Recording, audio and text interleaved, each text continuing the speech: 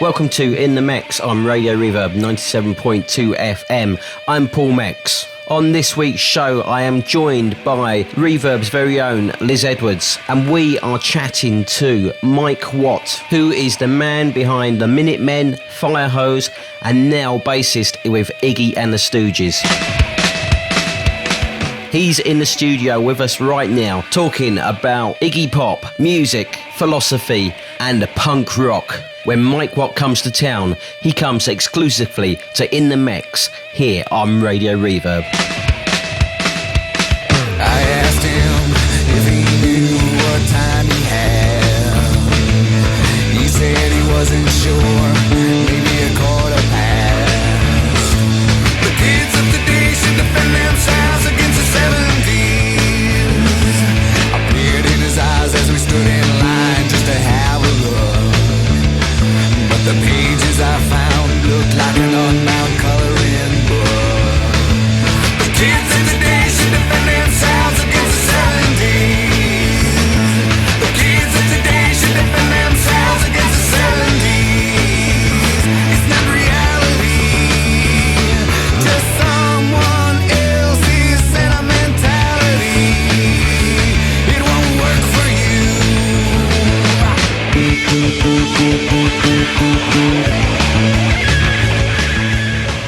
You're listening to Radio Reverb 97.2 FM. This is In The Mex, and I am not worthy. I have Mike Watt in the studio. You're worthy. From the Stooges. Whoa! You're over here at the moment with Iggy and the Stooges. Yeah. So you're saying there that Iggy is making you wear flannel? Or persuaded or something. He's a very charming man. He's very matter of fact when he talks to you. All the Stooges, very interesting gentlemen. Ig with culture. They all have their specialty. Ronnie was with history. Yeah. Scotty with nature. And Steve McKay with politics. It was a new role for me to be the little brother. They let you see their point of view. There's no Uber Sturmbannführer kind of trip. So when you get on stage with Iggy, do you get nervous? Because anything could happen, couldn't it? What's really nervous is before you go on. You go in this room and you're waiting, and of course the clock goes slower and slower. It's like an hour and a half. Somebody's yelling out, 57 minutes.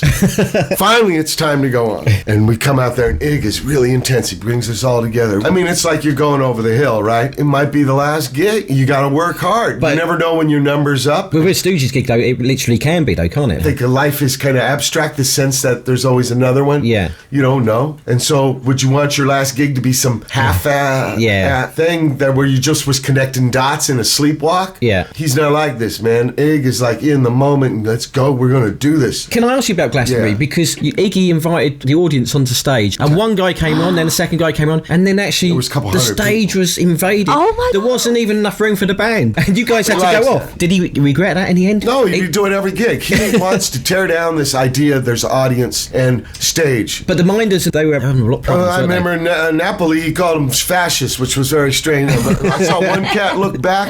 That was like, to me, a very key moment, because there's a history. I mean, that's where they invented it. Yeah. And that cat looked back at him, but Ig had no fear. He has to speak his mind. Right after, he goes, Mike, I feel I have to go up to everybody in that crowd. You want fries? You want a milkshake? He's taking everybody's order. Right. He's really working this thing. Yeah. But at the same time, there's a sense of abandon. He wants it wild. Yeah. He hears every note. I hear about it later, He had a great thing after Strasbourg gig. He's telling me, Mike Bloomfield told him once, he goes, a good song is like a sandwich. Yeah. You got two good pieces of bread. Yeah, you can have clams in between. What she's talking about is a good start and a good ending. Every time, like this thing where he whooped off that belt, we didn't know that was going to happen.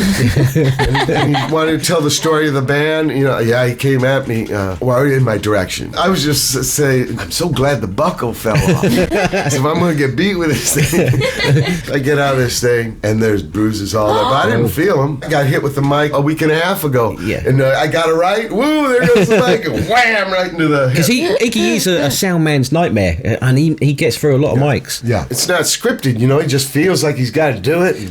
Do you get nervous, though, when he does it? Do you think, Iggy's gone too far this time? No, I don't want him hurt. Like, this is his spirit. Actually, what happens is I get caught up in it. Because you do look pretty menacing. You said I was menacing. You look menacing on stage, you know? When I've seen you on stage, you do look pretty menacing. But I get caught up in his passion. I can't help it. It just, you can imagine those songs in your head for all these years, and now you're help when I'm working. A lot of times I'm just looking at him to hold focus so I don't space out and get lost in the song. It must be so surreal. I gotta be the bass, and especially with this, because it's kind of a new band with James. Sadly, Ron Asheton, he passed away. It's kind of, in a sense, mirrored the way the Stooges went in real life, because Ron swapped over to bass and then James came in on guitar. So sadly, Ron's not with us now, but James is now back on guitar. It's a second bass player because Dave Alexander. Yeah, that's right. Maybe it's not meant to be a Stooges bass. Well, no. What they say is third time lucky. You're going to be with us a long time, I'm sure. Okay. If I go out during a Stooges gig, that wouldn't be such a lame thing. Also, the 3 albums, I thought about it. The first one is New York City, John Cale. Yeah. And the second one was L.A., the Funhouse, with Gallucci, the Kingsman guy. Yeah. Third one was London. They all have different vibes. Exactly. Funhouse is my favourite all-time album. Although that said, side 2 is pretty unlistenable. I haven't listened to it much. No, side 2, it's unlistenable. I don't mean that cruelly, Mike, but it is unlistenable. Do you play those songs live? Oh, yeah. Like LA Blues, do you play that live? What we do now is play L.A. Blues right after 1970. Really? Instead of after Funhouse. And you just play Funhouse without L.A. Blues. Right. He hooked them onto another song, but it's still side 2. Right. Yeah. I was like you,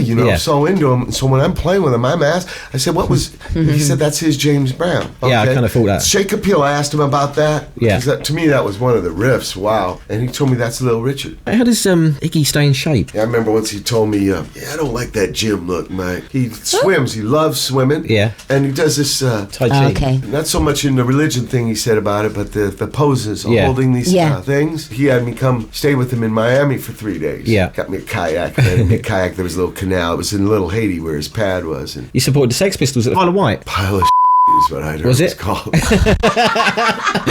That's the second time I flew on a helicopter for the Stooges. Yeah. That was a trip. He pushed all my amps over. He pushed Scotty's drums over. He went kind of wild at the end. I didn't know the Sex Pistols played. Yeah, they played after you. I didn't know that because we went on the helicopter back. Right. I thought it was a weird setup. Really, it should have been the Pistols supporting the Stooges. Oh, hierarchy. Yeah, because politically, without the Stooges, there would be no Pistols. Can choke on the smoke. I think politically better to go on before. That's when we first started doing Search and Destroy, stuff that wasn't from the 2 albums. Right. We actually did some songs. I would say that's the difference between the album and playing gigs. Right. Ig runs a very tight thing. One song, Yeah. bam, bam, bam. Whereas in those old days, Scotty told me it'd be like 10 minutes between songs. Is that because of arguing and stuff? No, maybe the health, you know what I'm saying? James Williamson's back in the band. Are you planning to record anything? James has already written some songs and showed Ig. I don't want to speak for him. He's making up stuff. When we go to practice, he's doing these licks. He showed me some. Yeah. We recorded 2 of them and gave them to Ig. I think maybe they might want to. Right. And will you do that again with Steve Albini? Because he did the weirdness, didn't he? What was he like to work with? He's not like a traditional producer, is he? He doesn't even like being called a producer. Oh, he's an engineer. Yeah. But he's a producer, but he calls himself an engineer. And he likes to just get a flat fee. He doesn't actually he had the Funhouse poster was on the bulkhead. He felt big weight on him. Mainly, he was taking direction from them. Right. He'd be speaking with them. He wasn't bossy at all with them. Right. So he just let you kind of get on with it. He's an interesting guy. He's playing poker. Right, okay. Playing poker. I remember after everything, because I conked at the studio. He had a little room. And he'd be playing poker, online. And he's a straight guy. He don't no drinking and stuff. Really? Yeah. Which is like the cliche music person, right? In the studio, Albini puts on a boiler suit. And Ig thought, wow, this guy means business. Yeah. He's going to go to it's work. Like dressed. And then, sure enough, when it came up, he asked me to do it. Now, I knew Steve from before. He was in Big Black. Yeah, that's right. He's a little younger than me, but he's from the punk scene. And I knew the respect he had. He wasn't going to just play these guys for their money or something. You were saying about a fee. Yeah, that's right. Usually producers get a percentage of the record. He just charges a flat fee, which is very reasonable. And he doesn't like to be credited as producer. He kind of does it his way. He doesn't follow the rules of the way that producers usually work. Yeah. And he does it totally his way. He's a straight talker too, man. He'll tell you, what's it called, inconvenient truths. He wrote this incredible paper on the music racket about a young band getting signed and what they're going to do with your advance. Because, he got stitched up quite a bit when he produced Nirvana's this In Utero album, and the record company really, they did damage to him, really, and they said that he wouldn't work with any new young bands. They tried to, but you know what? By having his own studio and being independent, he wasn't relying on it. No. See, that's the problem about having the puppet strings tied on, especially when you want to cry a river and people feel sorry for you. Yeah. These people get in situations where they're beholden to them. Exactly. You know, they should have thought about that beforehand. Yeah. A lot of us who came from the punk scene, which was small, actually that's the way to protect your integrity. Because these clowns, you know, it's all whim and... So, I can tell you how well he's doing despite that. Okay. Because it says he's engineered the recording of 1,500 to 2,000 albums. He's worked with Nirvana, The Breeders, Chevelle, Helmet, Robert Plant, Fred Schneider, The Stooges, Mogwai, The Jesus Lizard Owls, The Pixies, Don Calabero, PJ Harvey, Manic Street Preachers, Jarvis Cocker, The Fleshhands, The Wedding Presents, Cheap Trick, Slint, Zao. He's done the whole alphabet. And you know what? He wouldn't have been doing all that if it hadn't been for somebody like the Stooges to give him inspiration. That's fair, isn't it, Mike? Big time. Yeah. Big time. So the first show you played with the Stooges... It was Coachella. I was on tour with my guys. I flew up from Memphis. I was sick as a dog. On the flight, somehow the sickness got me a fever. I didn't tell him. It felt like there was a 20-foot pool cue up my ass. And there was one practice before. Really? Only one? Well, I knew the songs. Yeah. See, man, I knew those songs. And we go out, it's in the desert. He stopped at dirt. Okay, start it again. Oh, man, it was just something else. The gigs seem like they're 2-3 minutes long. Yeah. They go by so fast for me. They're one big rush, which is the way I think he wants to work it. He is exhausted after a gig and hurting. Over here, we got this sort of fine arts program, and they did a whole documentary on Iggy. When he came off stage, he looked like he had been in a war. He gets cut up. He was cut up, blood on his hand and lil. Towards the middle of the gig, I don't know if he was scratched or on the barrier or something. By the end of the gig, that stuff was healed. I've seen it on his chest. I've seen loogies all over and people spitting. And he wants to work that gig. He wants to work that room. It's incredible. A singular piece of cloth the man is cut from. Yeah. On the other hand, he's very just, hey, how you doing? Yeah. He's not a loof, precious cat, you know, like you're not good enough for me. He's a very interesting man. When the Stooges first got signed... Danny Fields. Yeah, he went down to specifically sign the MC5, and then he saw the Stooges as well. 2 for 1, he said. Yeah, and I think he gave them, pretty low sort of... $5,000. Yeah, and he went back to New York and said, hey, I've got 2 bands. The kind of Stooges were on the back of the MC5, and I think his boss was worried about how much money he was going to have to fork out. He said, no, I've got both bands for the same money. And, they kind of couldn't believe it, really. Well, they get the record deal. They got to make up songs. Yeah. So they go, that Chelsea Hotel, they told me, Not Right, that song. Yeah. That's the first time. There's no practice. That's his first time they're going through it. That's why he's going, no, no, no, no. He's telling them not to go to the next part yet. I want some, alright. But she can't help because she's not right. No.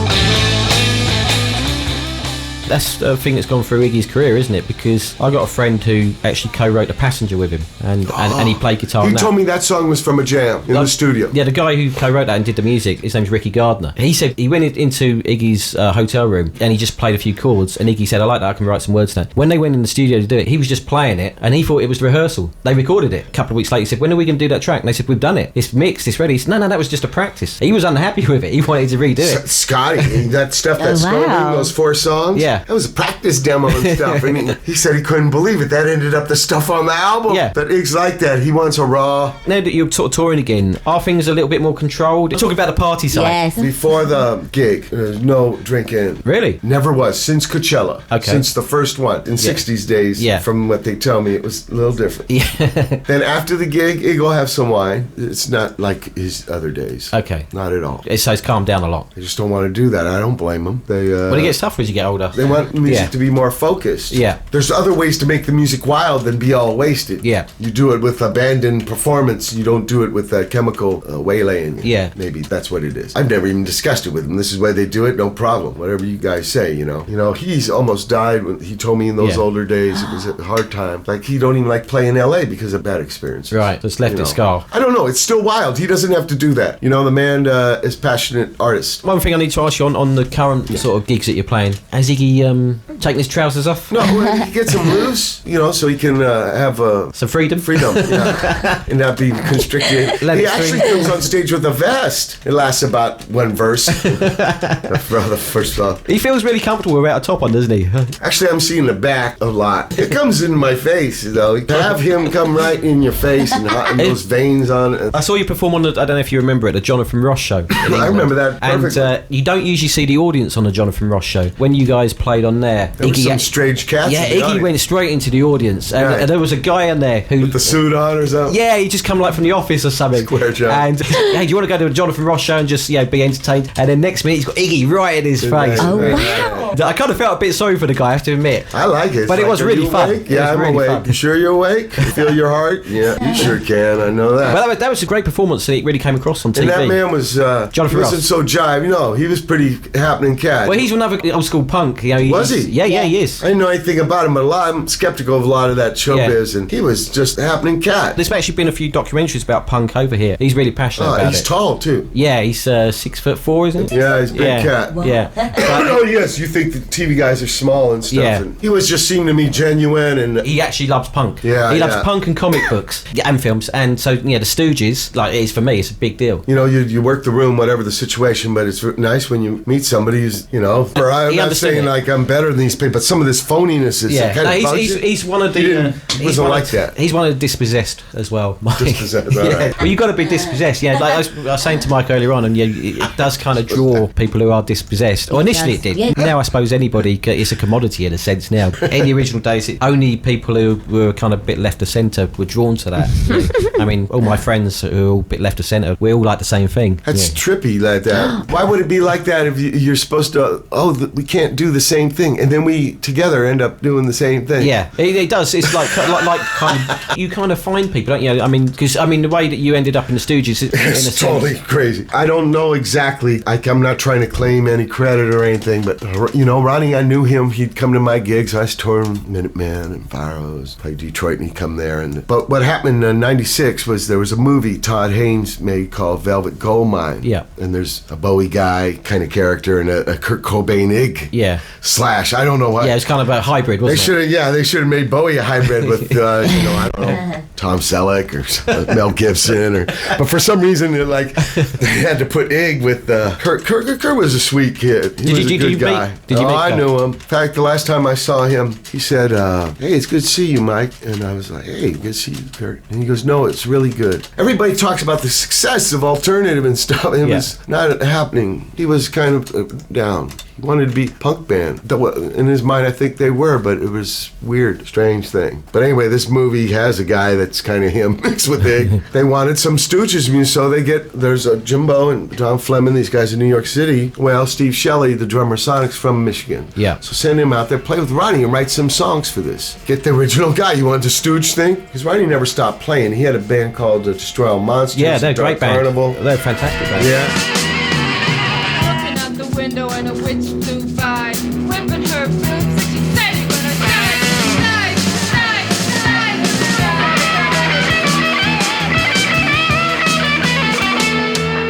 But he kept doing music, so they bring him to New York to make some songs. Me and Thurston and Steve Shelley sitting across from this guy. He's doing the TVI. I was seeing it being played. I've been hearing it all that time, and this is what it's like. And they used that song for the movie and some other stuff for some soundtrack.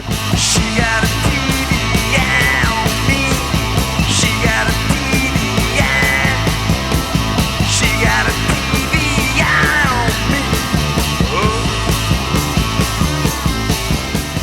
I get this sickness a couple of years later. It almost kills me. This infection. These doctors misdiagnosed me and feed me wrong pills. Right. They put tubes in me. I couldn't play bass. So it was Yeah. the first time I had to stop since I was 13. So when I finally got strong enough to do it, I couldn't do it. I was all atrophied and weak, and I was a panic. So I started doing Stooges songs to get strong again. I put together asked some of my friends to make copy bands just to do gigs of Stooges. There's not a lot of chord changes. It's a lot about the feel, Then we get to Ann Arbor and call up Ronnie.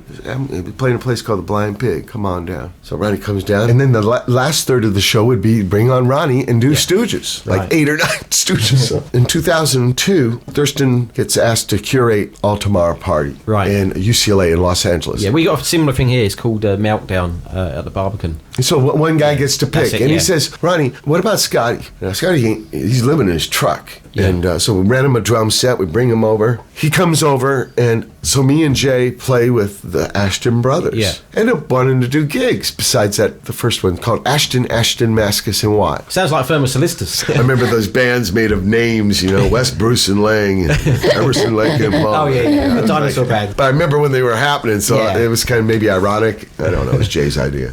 Ig hears about this, Yeah. and he calls up Ronnie and says, hey, I'm doing this album, Skull Ring, and will you come and do some songs? And they did 4 songs with him. Well, maybe 6 or 7 months later is when I got the call, hey, Ronnie says you're the man. For one thing, to get a call from Ig was like... So did you think somebody was pulling your leg? Did you think that, it was a joke? I knew his voice because I did play one gig in Hollywood. This guy had an award show shortlisted, and he was one of the judges. And Right. he wanted him to do songs, so he asked me to teach these guys in the Hive some Stooges songs. Went over the stuff. It was no fun, TVI, and I Want to Be Your Dog. So I got to play with him once. I get this phone call. I'm on tour. I'm at a place called like the Cow House in Tallahassee, and it's his voice. And it was, number one, trippy getting a call. But then he says, Ronnie says, I'm the man. It was like, wow. And he talked to me a long time about, will you not wear a flannel? I said, I got the idea from trying to phone me anyway. I mean, it's okay. I said, how about Levi and Converse? He goes, that's strong. But whatever. I mean, you're going to like throw a hissy fit over the outfit. We talked a long time. He's a front man, like Perry, they don't operate the machine. They're almost like the bridge from the people. Yeah. They're different than the operators. And so I was listening to him a long time. He's talking about what's it going to look like, what's it going to be. And however we end the songs, that's how we're going to end them. I said, all right, that's all the music part. I was still holding the phone. It's like, man, there's going to be a Stooges gig. There's going to be a Stooges gig, and I'm going to be in this thing. It was a trip. I couldn't believe it. It really tripped me out. And then it came down to it. I was on tour with my band. I was in Memphis. I flew over, and it went down. And then it wasn't just one gig. It was touring. Many, many gigs. And they're all mind blows for me, And then the album thing. And I just learned to look at it. I got to do the best I can each time and not take it for granted or get too full of myself or overconfident. And I can't believe it's happening. But it is. So step up to it, Watt. Don't cower. Don't shirk. We're talking about Ron Asheton as well. And yeah, he was beautiful. yeah, it's tragic that he incredible he passed away. rhythm. He could play lead and rhythm and back and forth. Like Yeah. this. Very fluid player. So, over all those years, he was out in the wilderness a bit, no pun intended. I stayed with him in the house. Really? Right? The house he grew up Yeah. in. He'd have me over, like, if there was practices. One time I had too much Jim Beam and got me out of my Levi and put me in the bath, bathed me, laid me on the side. So next thing you know, you don't want to choke, man.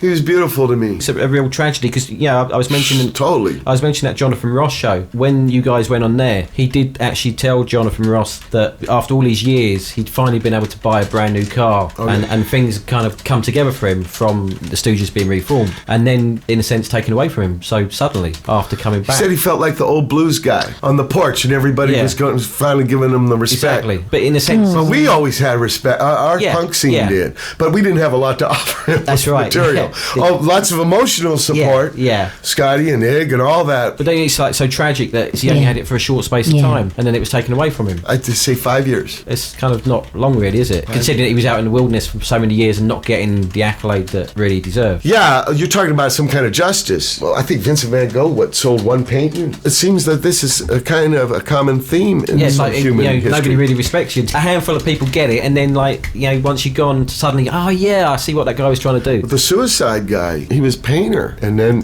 saw Ig and wanted to start a band. Yeah. It's in the 70s. And those guys were pretty out there, weren't they? Because they were playing they came over here and supported the Clash, and English punks just wanted to see thrashing guitars. These guys go out with Simpson, and they took a lot of stick. I can imagine. And now, nearly 35, 40 years later, everybody's going, wow, Suicide. Those guys were ahead of their time. They're like geniuses. Teardrop, but man, it's taken that long. Song. Sometimes you want to say, well, they were mine, right? My secret. Now they're not special. Well, I'm reveling in it because I got all this 35 years ago. The listeners, the gig goers had to come on board. But it's taken a long time for other people to catch up. Only recently my uncle sort of said he's suddenly getting all this stuff. Hey, these guys are actually good. I said, it's taking you 35 years to get that. Why is it taking so long? I know. It was popular too, I think, to hate them. When I hear Funhouse, 1970, right? It's recorded. It's timeless. Yeah, next week. Yeah. It does not sound dated, but like when I hear a Grand Funk record. It's timeless. When I go on a holiday, before we had these MP3 players, I used to make up little cassettes France and take like 5 or 6 albums with me on holiday and listen to them on holiday. Yeah. And I'd always take new music, but I'd always take 2 albums with me. One would be Funhouse and one would be Raw Power. And I always went with the intention thinking, I have to listen to all this new music because you should keep fresh. And every time I go on holiday, and I'd go back to those 2 albums and think, nothing is still matching this. Obviously, I don't have to do that now because I've got all of my albums on my phone, which is pretty crazy. But up until these things were invented, because you couldn't take lots of cassettes with you. So I'd take 5 albums. I remember lying on a beach in Portugal listening to the Stooges, and I think, I've just got to accept it, that this stuff is now in my blood, and I just have to go with it and not worry about listening to the new stuff and expecting it to be better. It's not going to happen. Do you think maybe your physiology changes? So those songs do become part of your body? In you. They are part of me. They are literally immersed in the same way as Mike felt it. Yeah, I still feel it whenever I play them. You just get it's hard. immersed. I got to do the job, but I want to celebrate them. Those songs are about going off, man, getting alive, being really alive. Sometimes they're very sad themes, but there's something celebration about that music that makes you feel alive. Yeah. That's really aware, all your senses, nothing's dumbed down, nothing's muted, nothing's... it's real. Yeah, it's beyond a lot of way you're supposed to be. You just be. Yeah, it's raw power. What is flannel? This is flannel. Actually, it was from Creedence. I wore these flannel shirts, got caught on in US punk. Technically, flannel's a kind of cock. So you're unintentionally responsible for flannel. Yeah, I've been asked this a bunch. One time there was some commercial magazine in the 90s when this grunge thing was happening. They gave me $25. They took me to a thrift store and they wanted me to pick out 5 flannels. I always liked them. Well, because of this, you don't have to iron these things. Yeah. That's... and they're cotton, so it's not a fake feeling thing. So they're very punk. Teenagers. No ironing. But that's what a flannel is. And I think what it wanted at first was, don't bring your identity so much. Leave that behind. Be part of the Stooges. Yeah. But now, look, 7 years later, you can wear flannel, but no plaid, black. So you bought the sort of flannel shirt. But in England, Steve Jones from the Sex Pistols, who you mentioned, he put the hanky on the head. I don't know if you've ever seen that look. With knots tied. Yeah, with knots tied. And it's to kind of keep the sun away. And in England, all the kids were wearing a hanky on Did their they really? And Steve Jones in the 70s, he's like, hey, that's down to me. He lives in Topanga, Hollywood. Have you been on his show? Yeah, I was on his show. Yeah, I was on over 2 hours. He went past the time. Really? He says, well, you're going to come what? You're going to bring your bass. So I remember we did TVI. He plays acoustic guitar. Yeah. I saw the CDs. He likes 70s music. Yeah. We played Free All Right Now, That's the right, end part. So that was you and Steve Jones playing together then? Was there on the anybody radio. else? And what was the third song? Because you got a flannel, we got to do Creedence. So we did Born on the Bayou. I'm jamming Born on the Bayou with Steve Jones. And he didn't care how long the show. He was a very non-rock jock type. He's just very personable and very intelligent. The other thing is that Steve Jones has lived over there, I think, 27 years or something. Yeah, and he hasn't lost his accent. He still sounds exactly like he's from North London. Yeah, that's a trip. Yeah, and well, same with maybe Johnny Ron. Yeah, because he lives over there as well, doesn't he? Malibu, maybe. Yeah, he does. He lives in Malibu. He's a bit... maybe he married the Slits singer's mom? Yeah. He's been married to her since he was 19. Do you know that? Really? Is she his older woman? She's 10 years older than him, yeah. She's a very wealthy lady. I don't know if you know that. No, I don't. Well, Malibu is not the more econo neighborhood. Yeah, fancy that. Yeah. Wow. And I was wondering what you thought about the punk fashion in England, because we were talking about the Ramones, and you said, Paul, that on their album cover, the first thing that for you was punk fashion in America was when the Ramones appeared. Or no, it was just jeans and t-shirts, and they looked what you call heavy metal grebo. Well, there was something different about it. It was just their attitude. It was so minimal. Basically, I got the first Ramones album on import. I had a real cool local record shop, and they got me that album. They said, you guys have got to hear this. They got it over. Really cool guys who ran the shop. Me and my best friend, we got this album, and we saw the Ramones lined up against this wall on the front album cover, and then we put the record on, and it was just so minimal. And we actually thought they were taking the mickey. We thought they were making fun. And so we kind of laughed at it at first. Then we kind of really started, digesting it, and thought, this is amazing. This is like just fantastic. But we didn't actually know. We thought they were still scheming it. There were some kind of guys who just put these clothes on, and they weren't, Well, they had long hair, kind of. And they all had the same name, so it looked kind of... It was only years later I realised that, no, that's just the way it was. I got to meet him and talk with him, probably Johnny the most, but Joey, I had some really good talks with. He was a really nice guy. See, they all were nice guys. Yeah, I mean, that's another band like we were Dee talking Dee was about. a little slow, a little bit. But he was still very nice. He took too many drugs already, didn't he? Yeah, maybe that, or maybe he was just a little, I don't know. So Johnny was smart too, but Joey was like very compassionate. Yeah. Johnny told more jokes, I think, a little bit. I guess they didn't get on together. No, I never talked to them together. Because Johnny married Joey's ex-girlfriend, and I think they never kind of really healed that riff. But they're another band that tragically, most of them are gone. 3 of them. And they didn't really kind of get the accolade until after they'd gone again. It was another one of those situations. Yeah, but it was a very influential band. Like you were here in England and they came over. I think some musicians too were influenced by Yeah, no, when they came over and played at the Roundhouse, everybody kind of flocked to that gig. The other guy was Johnny Thunders. Yeah, a massive influence. Because you hear the Sex Pistols, you can hear some New York Steve Dolls. Jones, his whole thing was modelled on Johnny Thunders. I think kind of later he developed more of his own style. So it was kind of a mix. The England, she's talking about fashion. There was something about the England fashion that was kind of very interesting. Yeah. The writing on the clothes, the putting them back, ripping them up, That's right. putting Mind them you, back Richard together. Hell was doing that before. He's a friend of mine now. He knew Malcolm because of... Malcolm loved his look, didn't he? Malcolm was the last manager of Yeah. the New York Dolls. He's from Kentucky. Does he? You know, he's originally from So Kentucky. Is he? A Jewish guy from Kentucky who was interested in poetry. Yeah. And went to New York City. He's a great poet. He's had books out and everything. 1969 or 70, very early. Took me to the apartment where Ginsberg, Really? he lived in the same building. How does he feel about that look? I wanted to talk about the clothes and he wouldn't talk about Really? it. So He got a little upset. Yeah, he's quite fed up about it. But I liked it. You know, of course I like the music and stuff, but there's something about clothes that's trippy. Yeah. Especially this idea of, like, you make them your own. Yeah. Right? You rip them up, Exactly. you put on these things. At first he started to answer, he said it looked a little delinquent, a little gangster, and then he started laughing. He said, I don't want to talk about it. He said, read Please Kill Me.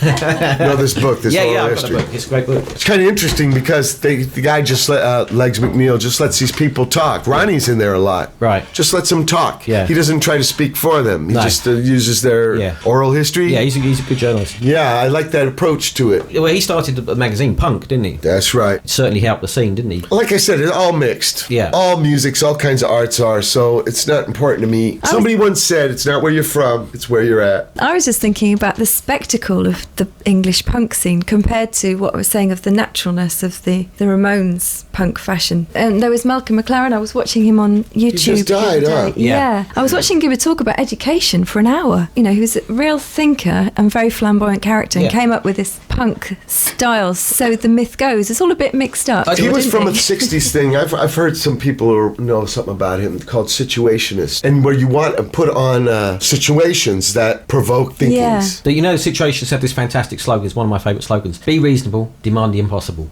Guy Debord, a Frenchman. Yeah, he was the leader of the Situationists. You had to put on a spectacle to get people shocked into waking up or something. Interesting. What Guy Debord was that everybody is, instead of being a spectator, you actually participate, you create, which is, it's the punk thing. There's this synergy with Situationism and punk. That's really interesting. I saw Nick Kent talking. He was reading from his book that he's written. Malcolm McLaren had just died, so someone said the obvious, what do you have to say about Malcolm McLaren? He wasn't very nice about him, and he said that he orchestrated situations, stood back and watched, and he just painted quite a dark picture. What you've just said really makes sense, this idea of being a situationist. What happened was, there's another guy called Jamie Reed, who's an artist. They went to art school together, and Jamie went to Paris in '68 when the riots were kicking off, and that's when he learned about situationism. And he called up Malcolm and said, this thing's really interesting, because they were looking for new ideas and trying out new things. And that's when Malcolm first got interested in situationism. And then after that, they started Suburban Press up in Croydon, very close to here, Mike. Kind of like the British version of Guy Debord's idea in Paris. And that's where it all kind of kicked off. And that's when Malcolm started creating these situations and doing that. And I'm just so glad to hear that, because as Nick Kent didn't have a good word to say about him, so I'm sure that can't be right. I'm really pleased to hear that there was some thought behind what he was doing, that there was a philosophy. yeah, I mean, Malcolm did sprout a lot of kind of nonsense as well. He did make... There's that movie where Johnny Rotten's crying when he's talking about Filth and the Sid. Fury. That's quite a tragic moment. Yeah, and that's the problem, is that Malcolm didn't seem to care about the consequences. Right. And, people did get hurt, and, in a sense, he'd lost his life. But I saw a fantastic quote when Malcolm did die from Steve Jones, who we've been talking about, and he said that he remembers Malcolm McLaren very fondly, and he remembers for his 21st birthday, Malcolm gave him a hooker and some heroin. Make of that what you know. When I was on the show, Steve said, maybe this is a little about Malcolm, but because our punk was so small, Minutemen, Black Flag, we got in the van, and just went it and did it. Dukowski, I mean, especially Flag, they do 4-month tours, play every night, and built that circuit. He said we should have been more like you guys, because they went and did the record deal and the management, and he says you shouldn't have done that. That was just the old, was already done, and it was, in 60s, I guess they were dressing them up, the manager would write your songs, and exactly. It wasn't maybe that strong, but it was, he said it was kind of, we should have been like, I'm not trying to say we're the greatest things, we had to, if we didn't do that, it wasn't going to happen. No, you didn't have a choice. You didn't have a choice. Our punk, a lot of it, the US, it was the same deal. We like doing it, and that's the only reason. There's hardly any audience, there's nothing, and actually it started catching on, of course. I told you, Green Day's got a Broadway exactly play. But it was pretty much the same here. The only difference was there was a few key bands who did it. I mean, you mentioned The Damned. The Damned were on a very small independent label. Their album was recorded in a dirty basement. It was only really the Pistols and the Clash who kind of had the big thing. In fact, over here, when the Clash signed to CBS for a 6-figure sum, apparently, all the music press and everybody just said that's the day that punk died, when the Clash signed to CBS. But most of the bands here, I mean, all those people you mentioned earlier on, they were all doing it DIY, and it was out of necessity. You know that CBS, EMI, Warner Brothers, they weren't going to come and take these bands, so you had to do it for yourself. That was part of the ethos. You didn't have a choice. I mean, when the Nirvana thing happened, the label started signing bands. Okay, and that's how I ended up on. I did 14 years or so. I never delivered a demo. I never took tours. I did exactly the way I did it before. But by then they were like, I don't know, they had changed their mind, but they would not sign punk bands. And so you started your own labels. SST. Greg. That's what Steve Jones said to me. He said, I wish we would have been more like you guys. He said, not even have roadies. We didn't have roadies either. I mean, but he had this thing, I guess when you're taken care of, he thought they lost touch. Yeah, they did. And that's true. They're going on now. They did, you told me. Yeah, a few gigs over here. I don't know whether they're going to do any more after that, but I saw what did they do? They do the first pretty much, and do a couple of covers, no fun. Right. They used to do Roadrunner when it... They did Roadrunner this time as well. Yeah, did Roadrunner.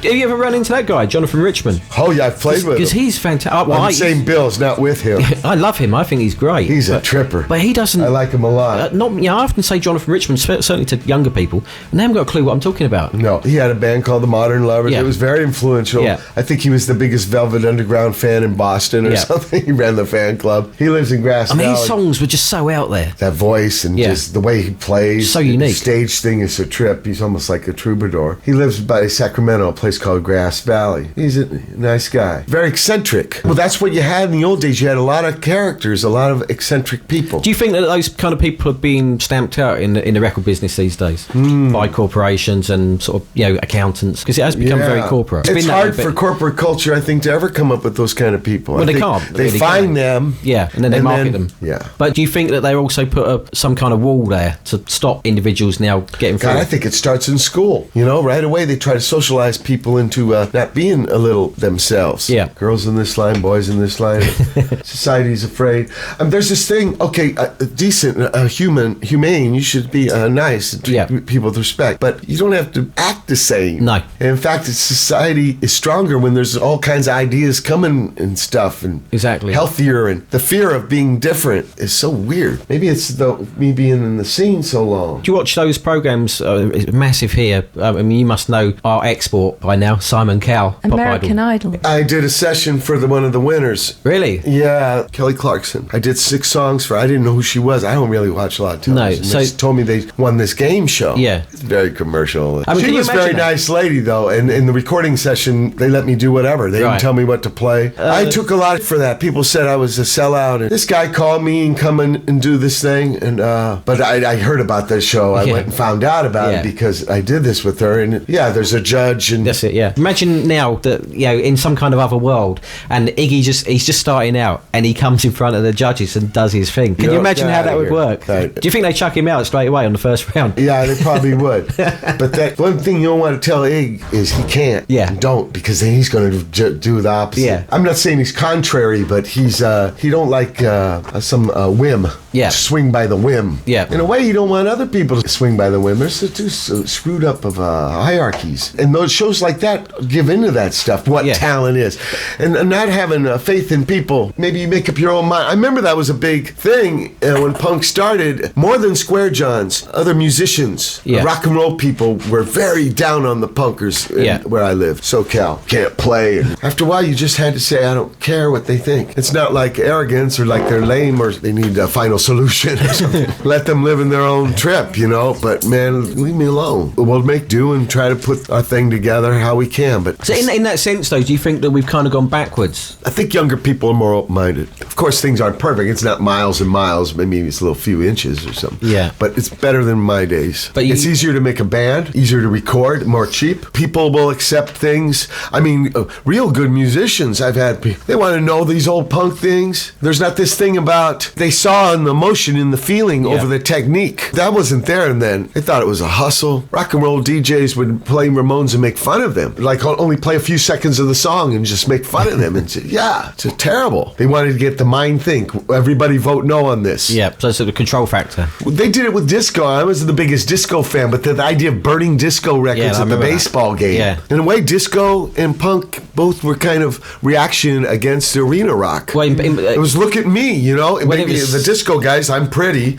and the punk guys, I'm weird, you know. But look at me, stop the one guy, you know, the Nuremberg. How can we all like the same band and we're all together in this? I think there was kind of an honest reaction about maybe you got to break down into smaller groups. Yeah. I don't know the exact reason for it, but these rock people running record companies, and they didn't want any of this. They invented a thing called New Wave that was kind of more... it was a clean cut, wasn't it?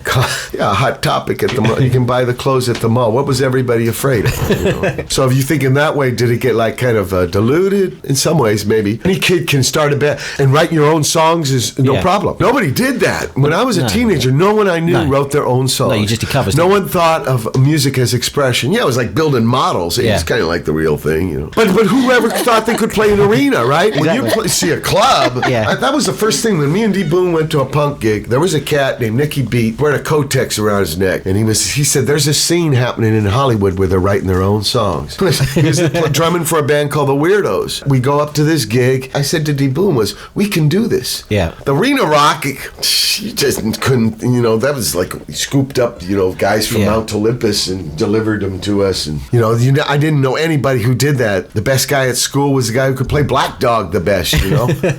Right? And it's a good riff and all that, but that's all you did. You copied these really good things, and no one thought like, hey, I got this feeling I got to get out. Yeah, that's the thing like punk gave you, didn't it? You suddenly, it kind of turned... You couldn't believe these guys didn't know how to play, and they were still going for it. Yeah, it turned a light on that you can do it. Yeah, and here we're, you know, doing the Creedence in D. Boone's bedroom, you know, for years, that's how we hung out. We didn't know about this idea of, you know, like making paintings of paintings. Yeah. I'm thinking it's like both of you have got this in common. You both were rescued by punk, released you. Yeah, in some ways also ruined my life. Yeah, because it made things difficult for me for a lot of years. Yeah. That's why I said they're more open-minded. You don't have to deal with the prejudice. Mm-hmm. I like the England thing with the painting and the pins. Mike, I tell you the story. When I got the Raw Power album, and Iggy's on there, and he's got bare-chested and got the silver trousers. Black lipstick. Yeah, and you can get silver trousers in England at that time. I went abroad and I got very cheaply in the third world. I got a silver suit made. I actually wore the silver trousers, a black t-shirt, black wrinkle pickers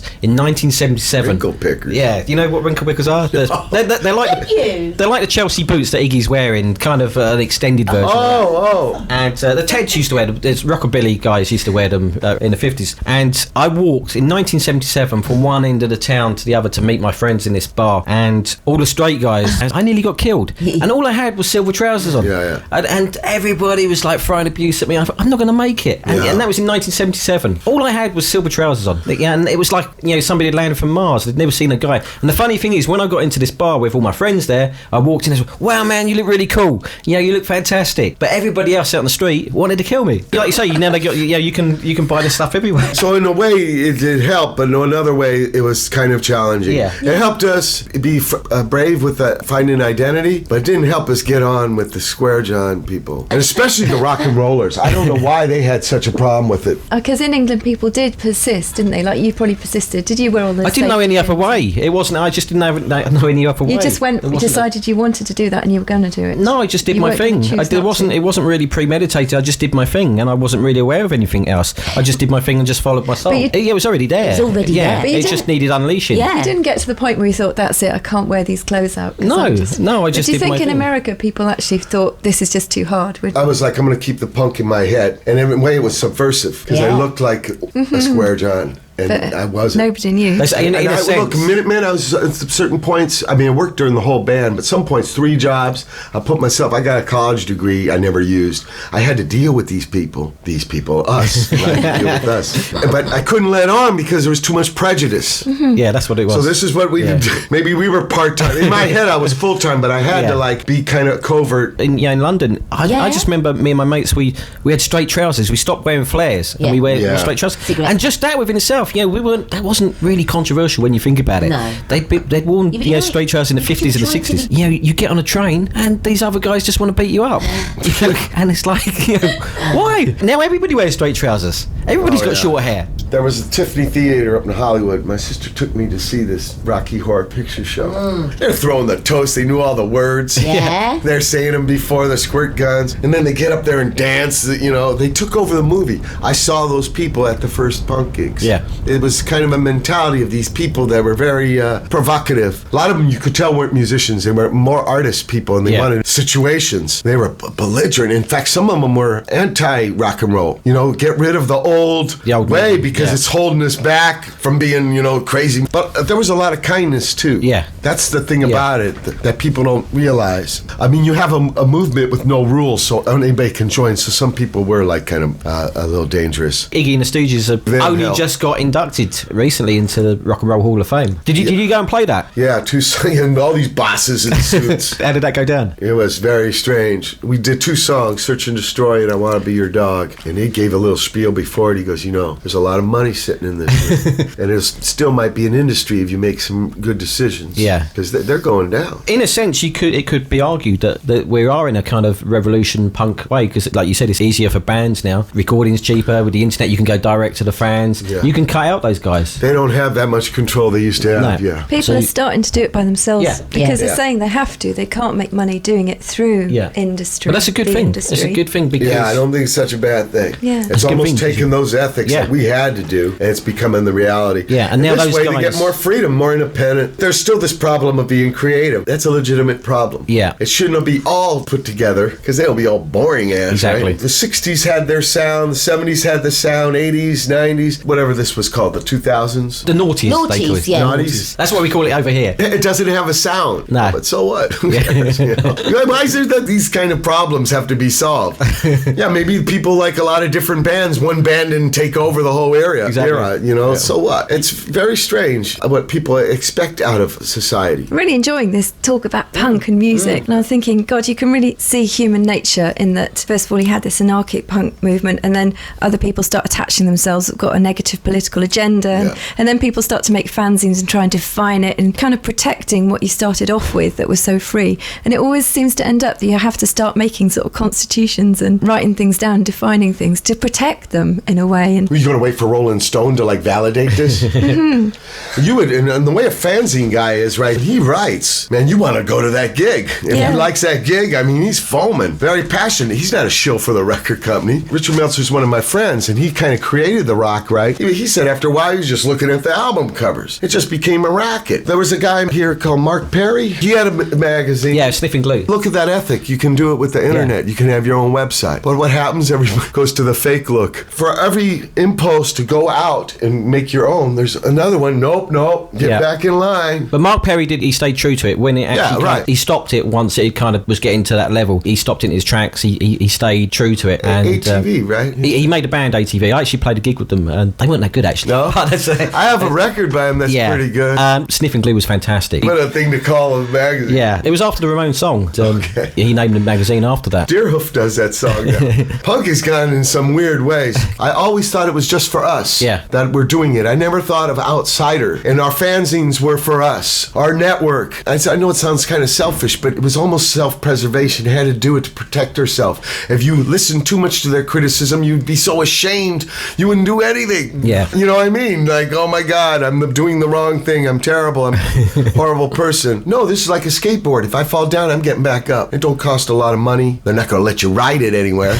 I do benefits for skate parks. They bring it in. Society finds a way of dealing with your thing. The way the young people grab onto it. Maybe they don't get the purity. And it happened in the 60s where you had establishment bosses or whatever, the way suburban, city, nation, God, country. And then you had the hippies things. Yeah. And they found out when you make it separate like that, you can't sell as much stuff. Exactly. So you have to co-opt things. Yeah. They did it with the rock and roll even. So I think this is what happens, but there's still some good can come out of it. It can open some minds. So like we were talking about the young people saying everything's been done. So almost a cynicism. Like the fact they do seem to be a lot of thinkers in what we're calling the punk rock scene, and that things aren't necessarily what they seem to be on the surface. My papa's sailor, a chief in the Navy, in the engine room, comes down, he gets a 6-pack of beer. Oh, I'm going to drink beers with my pa, okay. Gets to that. So what's this punk about? Oh, me and Deep Boom, we're going to write our own songs and do our own gigs. And no, what's it really about? And I was like, what do you mean? He goes, is it socialist? I laughed. There's a chair there. Because we're sitting on the deck. He picks up the leg of the chair and they let it down again. A chief is like an army commissar. Yeah, it's the same here. I asked him once, what's you when I was a little boy? He says, what do you do? Well, I kicked the ass. They have a gang. The officers deal with themselves and these guys deal with the men. He let go of it, but he was kind of different. He didn't scream like a lot of the chiefs. I grew up military. I had to deal with these guys. So, but he lets go of the chair because he thought I was laughing at him, but it sounded so simple. We were going to write our own songs and play for people and even try to make a record. Yeah. And to him, he never had music people in his family. He didn't know why would this be important to somebody. And then later, I'll go on tour, I would send him postcards. And he couldn't believe I was playing all these places. And he said, you know what, you're like a sailor. And he could finally start relating. And Debu got killed, right? The Minutemen ended, but I kept going and playing. And he thought it was just the way because it was the way I hung out with him. He didn't know I was making a living at this. He was so different. Didn't want to know or whatever. Oblivious. I think it was other people telling him what a screwed up scene it was, what a bunch of losers and crazy people. And then he saw, no, it was just a way of expressing yourself. That's right. My mom never had a problem. She always thought it was kind of, me and D Boom were kind of like art, because D Boom could paint and stuff, so it was kind of like artistic thing. And so she never had the problem with it he did. He didn't live in LA. He retired from the Navy up in Fresno. It wasn't around me. So it was only ideas. I think people were talking to him about it. He didn't really know the real deal. So when he'd come and visit, he's like, what's my boy doing? What's up with you? And I went and got the degree from him, and I was doing all these jobs to make a living. I lived Econo, so he knew, I wasn't totally, but he didn't know, like some cult had a grip on my mind or something. I don't know what he thought. But at the end there, the cancer, because he worked in nuclear engine rooms, and the cancer got him. And I remember I just got a new van, and I park it outside the hospice where he's dying. The man it beat him down, so much pain. And, he could see this thing. My boy's a bass player. He works towns. He works bass for towns. You want your pop to accept you, or something, but you have to be your own man. Exactly. Right? You can't. Told me not to join the Navy, but he was from this. It was the only way out in his day. It was the only way out. Yeah, my days were luckier than his days. I think for young people now, a little luckier than our days. Of course, there's a lot of stuff to be done that has to be, and that creation thing should never be solved. But to be creative, somehow, you got to do it. It's struggle, it's accident. I don't know what. I just thought I should just speak up for the girls and say, have you met Patti Smith? Oh, yeah. And can you just say something good about Patti Smith? No, the punk scene was very important about the girls. It's the first time I saw Susie Quattro play bass, open up for Alice Cooper. But I never saw women in bands until punk. But a lot of those, the Germs, the Bags, they all had women in the bands, and they weren't just playing tambourine. There was front people too. Like the Bags had one at UXA and Avengers in San Francisco for our scene, and over here too, Susie in the Banshees. Right. Yeah. So that was a very important scene for them, not to be just auxiliaries or whatever. So do you think Patti Smith sort of paved the way for that? She had an album called Horses. Yeah. And I was way into Blue Oyster Cult. And I saw Alan Ears. Exactly, yeah. That's all I got, and I didn't know who she was. Yeah. But it was trippy. Yeah. And then they got the television record, and he sang just like her.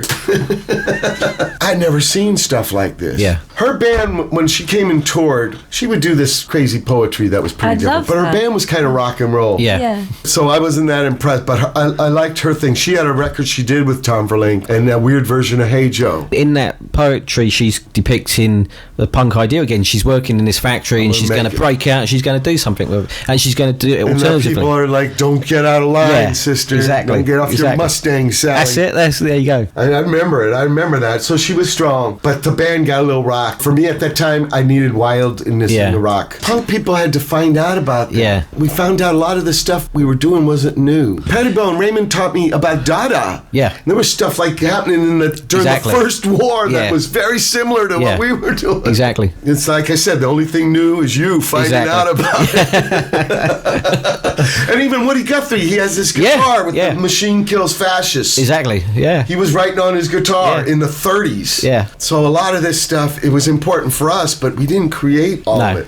So Mike, thanks a lot for coming in today. It's just been a pleasure. I could talk to you forever. I've just really enjoyed it. I hope you enjoy your stay in England. Yeah, of course. And it'd be great to catch up again if you do come down to Brighton. It'd be great to see you. And maybe thanks for having me aboard my first time. Yeah, thanks for coming in, and we love you. Oh, well back. Cheers, Mike. Been a pleasure, brother. Take it easy. See you later.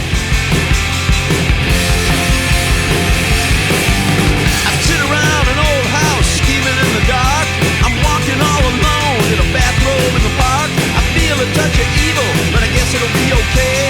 Free and freaky in the USA. Alabama, Dalai Lama, baby mama. Free and freaky in the USA. Free and freaky in the USA. Blue Madonna, Benihana, Intifada. Free and freaky in the USA. Free and freaky in the USA. Free and freaky in the USA. Free and freaky in the USA. Free and freaky in the USA. Free and freaky in the USA. In the Mix.